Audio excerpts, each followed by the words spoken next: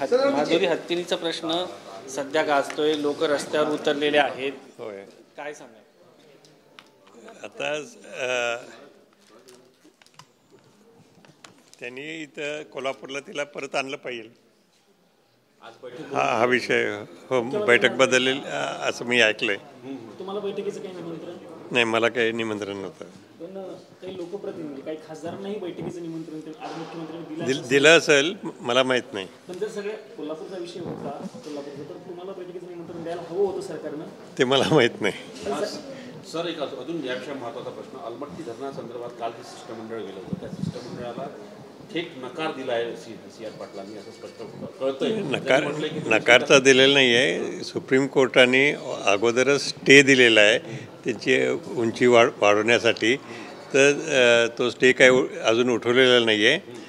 तर जोपर्यंत त्याचं हिअरिंग होत नाही तोपर्यंत इथं काही कारवाई ते करू शकत नाहीत. कर्नाटकाचा प्रस्ताव आज केंद्र सरकारने फेटाळला. त्यांनी जो उंचीवाढीसाठी दिला होता, त्यांनी सांगितलं की हे प्रकरण न्यायप्रविष्ट आहे.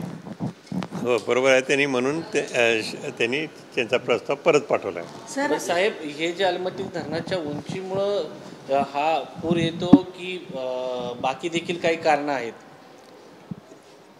एक प्रमुख कारण अलमट्टी तर आहेच आहे की तिचं जास्त उंची जर वाढवली तर आणि अधिक फ्लड येण्याची शक्यता आहे.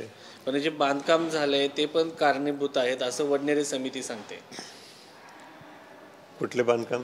म्हणजे जे छोटे बंधारे झाले, सिमेंट काँक्रीटचं बांधकाम मोठ्या प्रमाणात, त्यामुळे पाणी नाही, असे अनेक प्रश्न आहेत. बंधारे आहेत, ब्रिजेस आहेत, ब्रिजेसमध्ये बॉटल नेक झालं आहे वगैरे वगैरे, असे अनेक प्रश्न आहेतच त्याच्यामध्ये. सर, माधुरी हत्ती कोल्हापूरमध्ये परत यावं त्यासाठी तुम्ही काय पत्र लिहिणार आहे का कोणाला? तुम्ही ते केंद्रीय स्थळावर काय हे करणार आहेत का? मी तसलं एक पत्र त्यासंबंधी पंतप्रधानांना आधीच लिहिलेलं आहे.